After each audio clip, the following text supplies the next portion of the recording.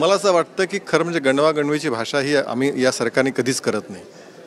किंबहुना यापूर्वीसुद्धा प्रकाश आंबेडकर, मला असं वाटतं की ज्यावेळी एखाद्या गोष्टीत तुम्हाला काही ठोस सूचना करता येत नाही, किंबहुना अशावेळी महाराष्ट्रातलं वातावरण बिघडवण्याचा प्रयत्न तरी करू नका। प्रकाश आंबेडकर अतिशय अनुभवी आणि ज्येष्ठ आहेत, कायद्याचे तज्ज्ञ आहेत।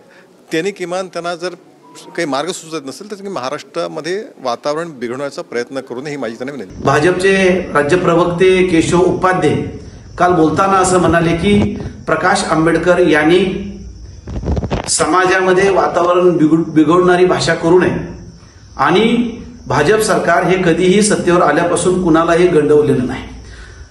मी केशव उपाध्ये यांना या निमित्ताने सांगू इच्छितो की जेवढ्या पक्षांची सरकार आली त्या सगळ्यांच्याच काळापेक्षा भाजपचं जेव्हा भाजपची सत्ता आलेली आहे तेव्हा इथल्या जनतेला यांनी गंडवण्याचंच काम केलेलं आहे।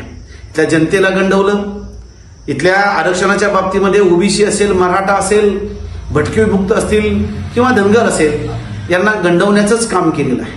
त्याचप्रमाणे निवडणुकीच्या अगोदर ती जो जाहीरनामा होता त्यांचा, निवडणुकीच्या अगोदर ती मतं मागायला फिरत असताना त्यांनी जनतेला आश्वासित केलं होतं की आम्ही सत्तेवरती आल्यानंतर आम्ही शेतकऱ्यांची सरसकट कर्जमाफी करू, त्याचप्रमाणे शेतकऱ्यांचा 7/12 उतार आम्ही कोरा करू।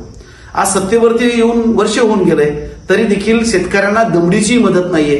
आज महाराष्ट्रामध्ये चांद्यापासून तर बांद्यापर्यंत शेतकरी देवेंद्र फडणवीस यांच्या नावानं व्हिडिओ करून, चिठ्ठ्या लिहून, पत्र लिहून गळ्याला फास लावून घेत आहे, आत्महत्या करत आहेत। इथल्या तरुणांना रोजगार नाहीये। सत्तेवरती येण्याच्या अगोदर त्यांनी रोजगार उपलब्ध करून देऊ असं सांगितलं होतं। तरुणांना रोजगार नाहीये, तरुणांना नोकऱ्या नाहीयेत, विद्यार्थ्यांना, शाळेतल्या विद्यार्थ्यांना शिष्यवृत्त्या नाहीयेत, आदिवासींचा जो निधी आहे तो पळवला जातोय, सामाजिक न्याय विभागाचा जो निधी आहे तो पळवला जातोय, लाडक्या बहिणी आता बोंबा मारत बसलेल्या आहेत। म्हणजे हे सरकार सगळ्यात जास्त लोकांना गंडवणारं सरकार आहे।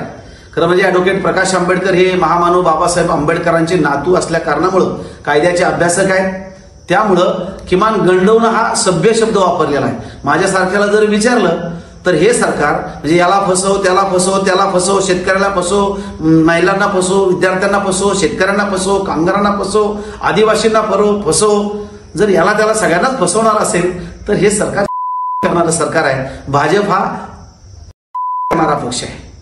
दुसरं केशव उपाध्ये असं म्हणाले की प्रकाश आंबेडकर यांनी असे मोगम स्टेटमेंट करून समाजात तेढ निर्माण करण्याचं काम करू नये। खरं म्हणजे केशव उपाध्ये यांना मी सांगू इच्छितो की जेव्हा बाळासाहेब आंबेडकर राजकारणात आले तेव्हा कदाचित तुम्ही हाफ पॅन्टीवरती फिरत असताना गल्लीमध्ये, बाळासाहेबांचं वय हे 40-45 वर्ष हे राजकारणामध्ये गेलेलं आहे। तुमच्या वया आहेत का त्यांना राजकारणातला, समाजकारणातला अनुभव आहे।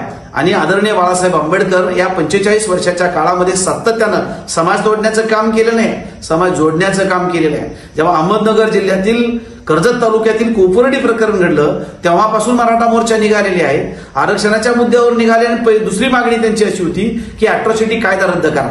त्यावेळेस अनुसूचित जाती, अनुसूचित जमातीचे लोक की ज्यांना अॅट्रॉसिटीचं संरक्षण आहे त्यांनी मराठ्यांच्या विरोधामध्ये प्रतिमोर्चे काढण्याला सुरुवात केली होती। परंतु त्यावेळेस देखील ॲडव्होकेट प्रकाश आंबेडकर हे समोर आले, पुढे आले आणि लोकांना आव्हान केलं की मराठा समाजाला आव्हान केलं की हा जो काही तुम्ही मागणी करतायत अॅट्रॉसिटी रद्द करण्याची, असंविधानिक मागणी आहे, तशी मागणी करू नका। आणि अनुसूचित जाती आणि अनुसूचित जमातीच्या लोकांना सांगितलं तुम्ही प्रतिमोर्चे काढू नका। वातावरण शांत झालं। जेव्हा समाजातली तेढ निर्माण होते तेव्हा प्रकाश आंबेडकर धावून येत असतात। केशव उपाध्ये तुम्ही जेव्हा सत्तेवरती आलेला सत्तेत असा अगर नसू, पण तुम्ही नेहमीच समाजात तेढ निर्माण करण्याचं काम करतात, जातीमध्ये भांडण निर्माण लावण्याचं काम करतात, हिंदू मुस्लिम दंगली घडवण्याचा तुम्ही उद्योग करतात। म्हणजे समाजातलं स्वास्थ्य बिघडवण्याचा, भांडणं लावण्याचा, तेढ निर्माण करण्याचा, हिंदू मुस्लिम दंगल करण्याचा तुमचा ओरिजिनल DNA आहे। आणि म्हणून तुम्ही सत्तेवर आलात की तुम्ही समाजातलं वातावरण बिघडत असतात।